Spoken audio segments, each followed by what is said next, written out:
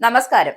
Iran ഭരണകൂടത്തെയും ആ രാജ്യത്തിന്റെ ബാക്കി ഭാഗങ്ങളെയും പൂർണ്ണമായി തകർക്കുമെന്ന കടുത്ത ഭീഷണിയുമായാണ് അമേരിക്കൻ പ്രസിഡന്റ് ഡൊണാൾഡ് ട്രംപ് അരങ്ങത്ത് സജീവമായിരിക്കുന്നത്.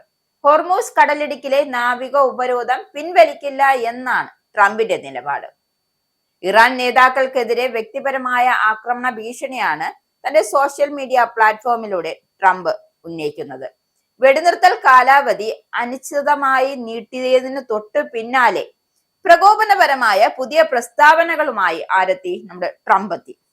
ഹോർമൂസ് കടലിടുക്ക് തുറന്നു നൽകാൻ തനിക്ക് മേൽ വലിയ സമ്മർദ്ദമുണ്ട് എന്ന് വെളിപ്പെടുത്തിക്കൊണ്ട്, എന്നാൽ ഉപരോധം നീക്കിയാൽ ഇറാനുമായി ഒരു കരാറിലെത്താൻ കഴിയില്ല എന്നാണ് ട്രംപിന്റെ വാദം.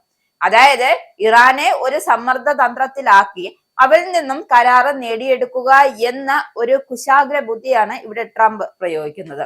ചർച്ചകൾ പരാജയപ്പെടുകയാണ് എങ്കിൽ ഇറാന്റെ ഭരണ നേതൃത്വത്തെയും അവശേഷിക്കുന്ന സൈനിക സാമ്പത്തിക സ്രോതസ്സുകളെയും മൊത്തത്തിൽ അങ്ങ് ഇല്ലാതാക്കുക, മറ്റു വഴികളില്ല എങ്കിലാണ് എന്നാണ് ആരുടെ? ട്രംപിന്റെ അവകാശവാദം.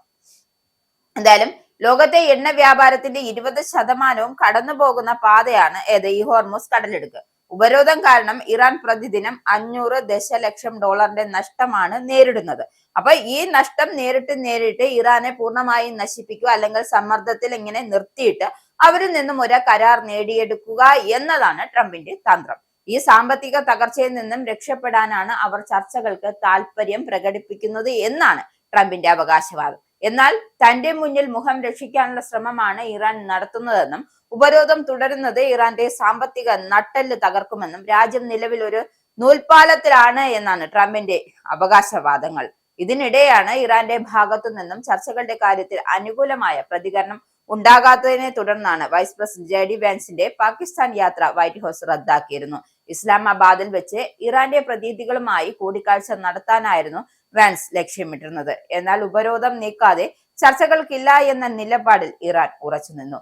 അമേരിക്കയുടെ നടപടികൾ അംഗീകരിക്കാനാകില്ല എന്നും തുറമുഖങ്ങളിലെ ഉപരോധം നീക്കുകയാണ് ചർച്ചകൾ പുനരാരംഭിക്കാനുള്ള ഏക മാർഗമെന്നും ഇറാന്റെ വിദേശകാര്യ വക്താവ് ഇസ്മായിൽ ബഹായ് വ്യക്തമാക്കിയിരുന്നു. എന്നാൽ ഉപരോധം തുടരുമെന്നും ട്രംപ് ആവർത്തിച്ച് പ്രഖ്യാപിച്ചതോടെ സമാധാന ചർച്ചകൾ പൂർണ്ണമായും വഴിമുട്ടിയ അവസ്ഥയിലായിരുന്നു. ചർച്ചകൾ ട്രംപിന്റെ പ്രത്യേക പ്രതിനിധി സ്റ്റീവ് വിറ്റ്കോഫും മരുമകൻ ജാർഡ് ഖുർഷിദും വാഷിംഗ്ടണിൽ എത്തിയിരുന്നു. തന്റെ വിദേശ നയത്തെ വിമർശിച്ച വാൾസ്ട്രീറ്റ് ജേർണലിനെതിരെയും ട്രംപ് ആഞ്ഞടിച്ചു. അതായത് ഇറാൻ തന്നെ കബളിപ്പിക്കുകയാണ് എന്ന പത്രത്തിന്റെ ലേഖനത്തെ വിഡിതം എന്നാണ് അദ്ദേഹം വിശേഷിപ്പിച്ചത്. കഴിഞ്ഞ 47 വർഷമായി അമേരിക്കൻ പ്രസിഡന്റുമാരെ ഇറാൻ ചൂഷണം ചെയ്യുകയായിരുന്നുവെന്നും, എന്നാൽ താൻ വന്നതോടെ ഇറാൻ തകർന്നടിഞ്ഞു എന്നാണ് ട്രംപിന്റെ അവകാശം. ഇറാന്റെ നാവികസേന കടലിന്റെ അടിത്തട്ടിലാണെന്നും വ്യോമസേന ഇല്ലാതായി എന്നും അദ്ദേഹം പരിഹസിച്ചു.